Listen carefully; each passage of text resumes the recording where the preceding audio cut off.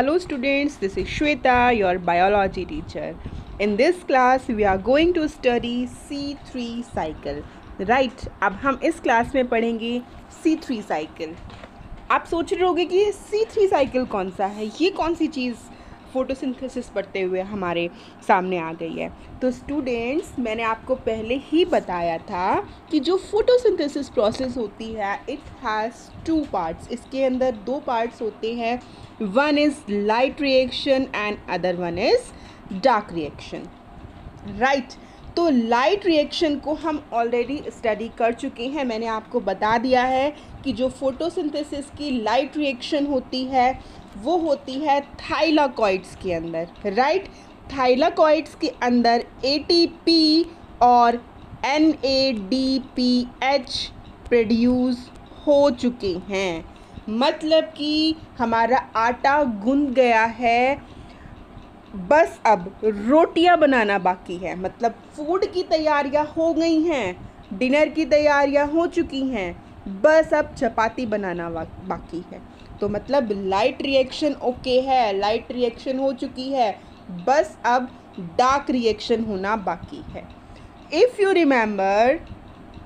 You remember मैंने आपको अपने फर्स्ट लेक्चर में बताया था कि जो डार्क रिएक्शन होती है स्ट्रोमा के अंदर। कहाँ पे होती है?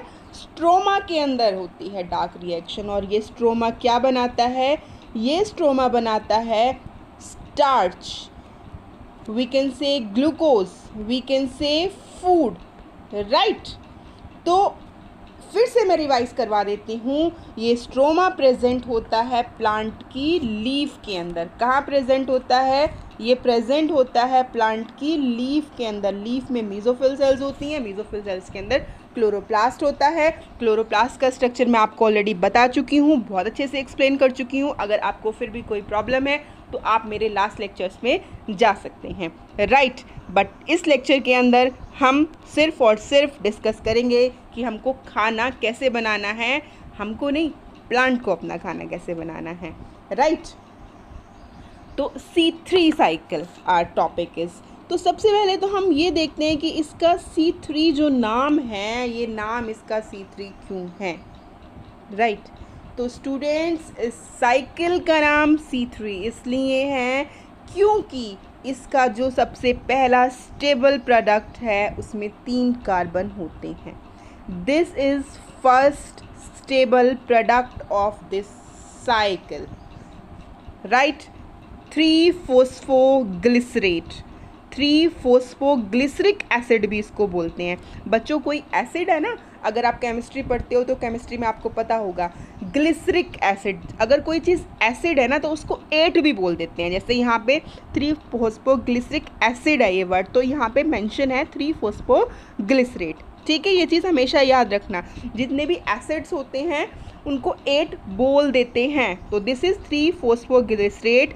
This is the first stable product of this cycle, that is why this cycle is named as C3 cycle. Right, और इसको केल्विन साइकिल, C3 साइकिल मतलब केल्विन साइकिल। ठीक है, इसका नाम जो है दूसरा केल्विन साइकिल भी है। तो केल्विन नाम इसलिए है इसका क्योंकि इसका जो साइंटिस्ट था उसका नाम केल्विन था। Simple, Melvin kelvin. What? Melvin kelvin वो साइंटिस्ट था जिसने ये सोचा था, इवन जिसने ये स्टडी किया था कि ये जो CO2 है ये प्लांट के अंदर जा तो रही है। आप 4th क्लास से पढ़ते चले आ रहे हो कि प्लांट को खाना बनाने के लिए CO2 की ज़रूरत है। Plant make their food in the presence of CO2। ठीक है, लेकिन जो ये ग्लूकोज है, ये जो C6H12O6 है, ये कैसे बन रही है, ये स्टडी किया था इस साइंटिस्ट मेल्विन केल्विन ने। राइट, आई थिंक अब आपको क्लियर हो गया होगा कि इसका नाम C3 या फिर C3 साइकिल या फिर केल्विन साइकिल क्यों है। ठीक है, और ये जो प्रोसेस हम लोग कर रहे हैं, फिर से मैं बता देती हूँ, ये प्रोसेस हम कर रहे हैं स्ट्रोमा के अंदर। कहाँ कर रहे हैं? स्ट्रोमा के अंदर। राइट, और स्ट्रोमा कहाँ प्रेजेंट है? स्ट्रोमा प्रेजेंट है लीफ के अंदर। और जो ये रिएक्शन हो रही है, ये रिएक्शन हो रही है डार्क रिएक्शन। राइट।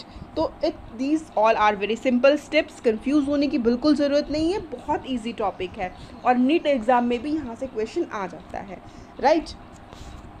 तो सबसे पहला जो स्टेप है यहाँ पे, सबसे पहला जो स्टेप है वो ये है, ठीक है, एटमॉस्फेयर, राइट।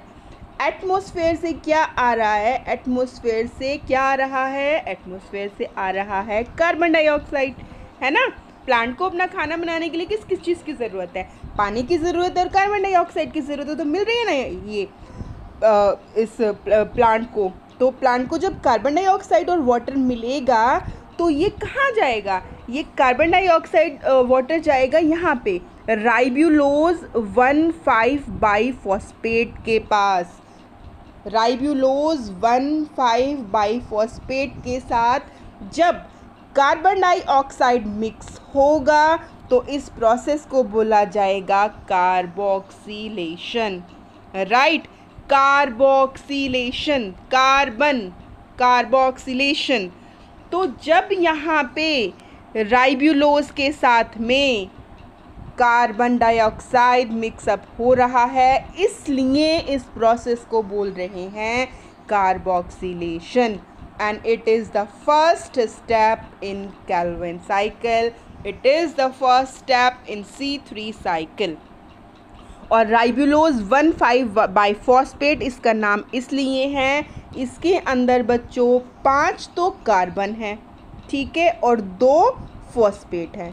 इसके अंदर 5 कार्बन हैं और 2 फॉस्फेट हैं, इसीलिए इसका नाम राइब्यूलोज 1,5 बाइफॉस्फेट है।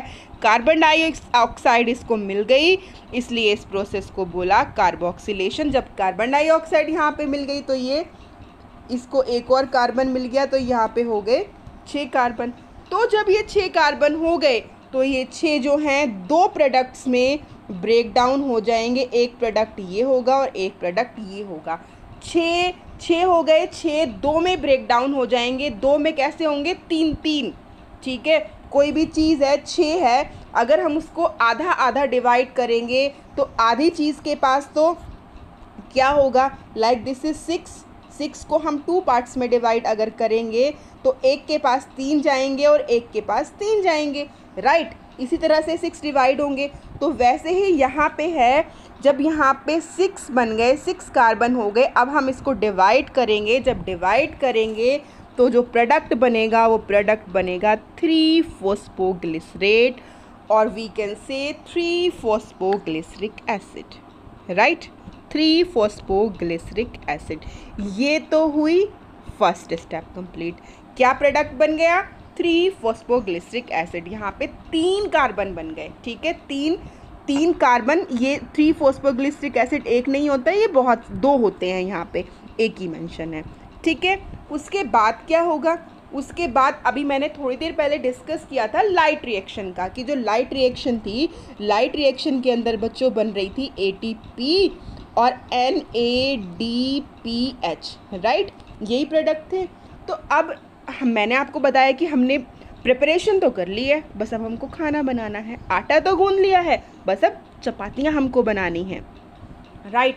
तो अब ये NADPH सोच रहा है, ये ATP सोच रही है, भाई मेरे को तो तुम यूज़ कर ही नहीं रहे हो, मेरा भी तो यूज़ करो, साइकिल है, लीफ में ही सारी प्रोसेस हो रही है, तो फिर हमको यूज़ क्यों नहीं कर रहे हो। तो अब यहाँ पे इनको यूज़ कर लेंगे, नथिंग।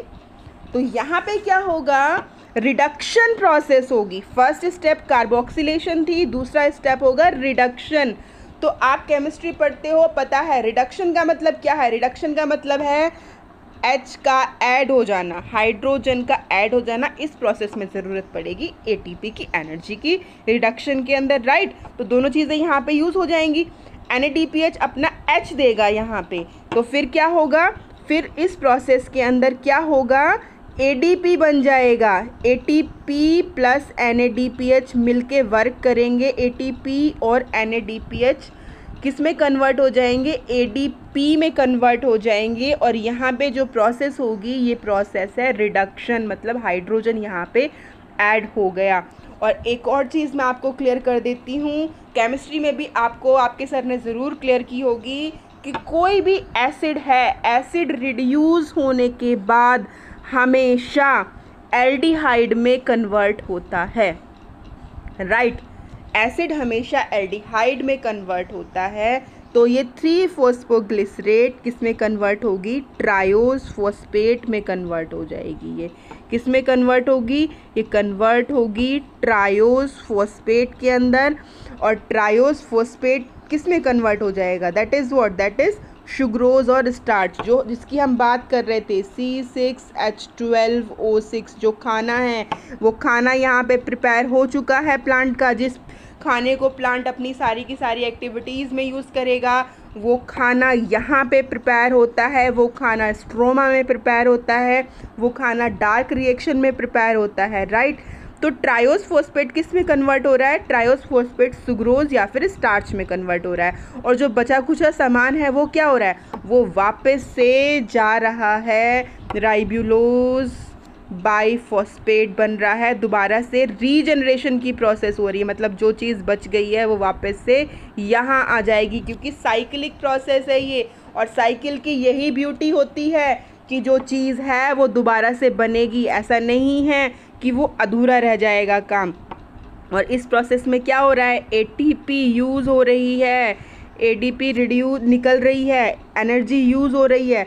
जितनी भी ये प्रोसेसेस हैं इनमें क्या यूज़ हो रहा है, इनमें ATP का यूज़ हो रहा है, एनर्जी का यूज़ हो रहा है, राइट। आई थिंक अब आप लोगों को ये केल्विन साइकिल बहुत अच्छे से क्लियर हो गया होगा। स्टिल आपको कोई इशू है तो आप मुझे कमेंट सेक्शन में लिख के ज़रूर बताओ, I will rectify your doubts.